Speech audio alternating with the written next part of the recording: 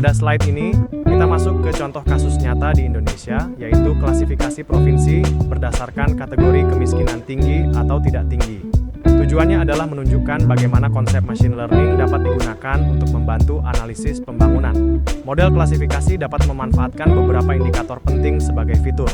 Pertama, IPM atau Indeks Pembangunan Manusia yang mencerminkan kualitas hidup dari sisi kesehatan, pendidikan, dan pendapatan. Kedua, TPT atau tingkat pengangguran terbuka yang menunjukkan tekanan pasar kerja serta kemampuan ekonomi dalam menyerap tenaga kerja.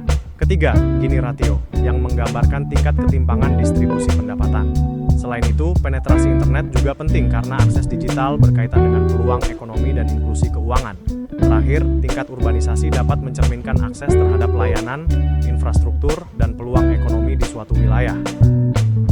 Pada slide ini, kita membahas logika kasus Indonesia dalam klasifikasi kemiskinan tinggi. Kasus ini relevan karena setiap provinsi di Indonesia memiliki profil sosial ekonomi yang sangat beragam. Polanya tidak selalu sederhana, sehingga satu indikator saja sering tidak cukup untuk membuat klasifikasi yang akurat.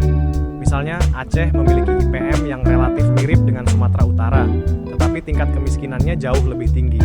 Ini menunjukkan bahwa kualitas pembangunan manusia bukan satu-satunya faktor. Contoh lain, Bengkulu memiliki TPT yang tidak tinggi, tetapi kemiskinannya tetap tinggi. Artinya, bekerja tidak selalu berarti keluar dari kemiskinan. Sementara itu, Riau memiliki IPM tinggi dan kemiskinan rendah, kemungkinan dipengaruhi oleh kekayaan sumber daya alam. Dengan klasifikasi, kompleksitas seperti ini dapat disederhanakan menjadi kategori yang lebih operasional untuk membantu pengambilan keputusan kebijakan. Pada slide ini, kita melihat contoh tabel pembelajaran yang dapat digunakan dalam kelas klasifikasi. Tabel ini berisi beberapa provinsi, seperti Aceh, Sumatera Utara, Riau, Bengkulu, dan Lampung. Lengkap dengan beberapa indikator seperti IPM, TPT, Gini ratio, persentase penduduk miskin, dan label kelas. Label 1 menunjukkan kategori kemiskinan tinggi, sedangkan label 0 menunjukkan kategori tidak tinggi. Tujuan tabel ini bukan hanya untuk melihat angka, tetapi untuk melatih mahasiswa membaca pola dari data. Misalnya, mahasiswa dapat membandingkan provinsi yang memiliki IPM mirip tetapi labelnya berbeda. Dari sini mahasiswa bisa berdiskusi fitur mana yang paling membedakan kelas 1 dan kelas 0. Dengan pendekatan seperti ini, pembelajaran menjadi lebih interaktif dan mahasiswa lebih mudah memahami logika model klasifikasi. Pada slide ini, kita membahas pentingnya interpretasi hasil model. Setelah model dilatih, pekerjaan kita tidak berhenti hanya pada angka akurasi, precision, recall, atau F1 score. Pada level mahasiswa S2, kemampuan membaca makna hasil model sama pentingnya dengan kemampuan melakukan coding. Pertama, kita perlu memahami arti kelas yang diprediksi. Misalnya, kelas kemiskinan tinggi bukan sekadar label angka, tetapi mewakili kondisi nyata masyarakat yang membutuhkan perhatian. Kedua, kita perlu bertanya siapa yang terdampak oleh keputusan berdasarkan model tersebut. Ketiga, hasil prediksi harus diterjemahkan menjadi implikasi kebijakan atau bisnis yang konkret dan dapat dijalankan. Terakhir, kita harus memahami risiko salah klasifikasi, baik false positif maupun false negatif. Dengan interpretasi yang baik, model tidak hanya akurat secara teknis, tetapi juga berguna dalam pengambilan keputusan nyata. Pada slide ini, kita membahas solusi terhadap data imbalance atau ketidakseimbangan data.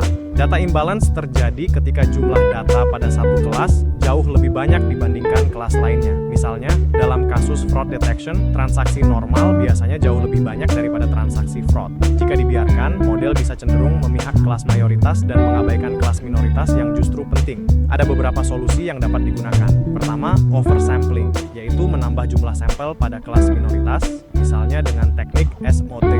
Kedua, undersampling, yaitu mengurangi sampel dari kelas mayoritas agar proporsi kelas lebih seimbang. Ketiga, class weighting, yaitu memberi bobot lebih besar pada kelas minoritas saat pelatihan. Keempat, threshold adjustment, yaitu menurunkan ambang probabilitas agar model lebih sensitif terhadap kelas minoritas yang penting. Pada slide ini, kita membahas beberapa solusi untuk mengurangi overfitting. Overfitting terjadi ketika model terlalu menyesuaikan diri dengan data latih, sehingga terlihat sangat baik pada training set, tetapi kurang mampu bekerja pada data baru. Solusi pertama adalah menggunakan cross-validation, agar evaluasi model lebih stabil dan tidak hanya bergantung pada satu pembagian data. Kedua, pada decision tree, kita bisa membatasi kedalaman pohon menggunakan parameter max depth, sehingga model tidak membuat aturan yang terlalu rumit. Ketiga, pilih fitur yang benar-benar relevan, karena fitur yang tidak penting justru bisa menambah noise dan meningkatkan risiko overfitting. Keempat, jangan hanya mengejar akurasi training set, tetapi fokus pada performa validation set atau test set. Terakhir, gunakan regularisasi pada logistic regression untuk membatasi kompleksitas model. Pada slide ini, kita membahas solusi ketika sebuah model kurang interpretatif atau sulit dijelaskan. Dalam pembelajaran awal, terutama untuk mahasiswa yang baru memahami klasifikasi, model yang sederhana sering lebih bermanfaat dibandingkan model yang terlalu kompleks. Logistic regression dan decision tree adalah contoh model yang lebih mudah dijelaskan dibandingkan langsung menggunakan neural network atau ensemble methods. Dalam konteks kebijakan publik, model yang dapat dijelaskan sering lebih bernilai karena hasilnya bisa dipahami oleh pengambil keputusan. Selain memilih model sederhana, kita juga dapat menambahkan analisis interpretasi.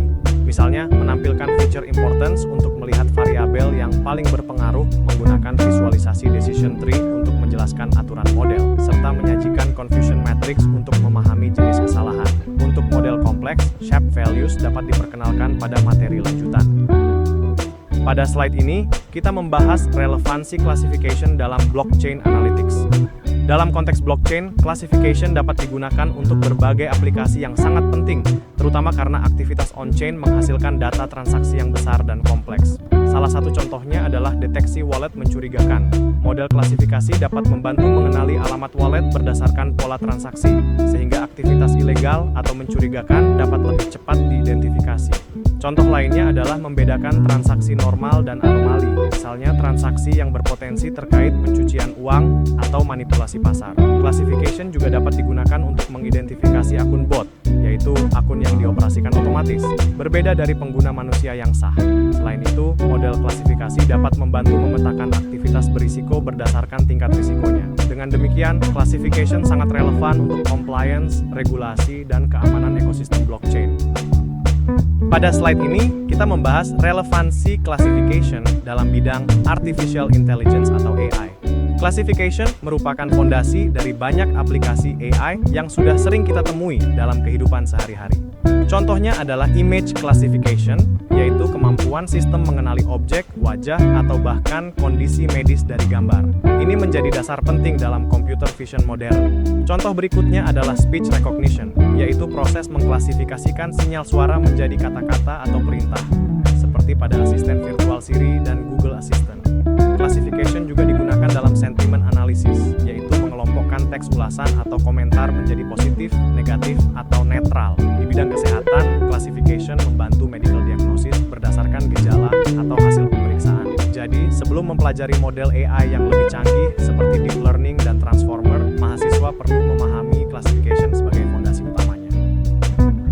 Pada slide terakhir ini, kita menarik kesimpulan praktis dari seluruh materi classification. Dalam konteks Indonesia, classification sangat berguna untuk mendukung pengambilan keputusan yang lebih tepat, baik di sektor publik maupun industri. Alurnya dimulai dari mengumpulkan data berkualitas, misalnya dari sumber resmi seperti BPS, agar analisis memiliki dasar yang dapat dipercaya. Setelah itu, kita perlu mendefinisikan label secara jelas, karena label menentukan pertanyaan apa yang ingin dijawab oleh model. Langkah berikutnya adalah melatih model, dimulai dari baseline sederhana, kemudian dievaluasi menggunakan metrik yang sesuai. Namun, hasil model tidak boleh berhenti pada angka. Prediksi harus ditafsirkan menjadi rekomendasi yang konkret, bertanggung jawab, dan dapat diimplementasikan. Bagi mahasiswa S2 Blockchain, AI, dan Data Science, classification adalah fondasi penting untuk mengubah data menjadi keputusan yang terukur dan dapat diuji.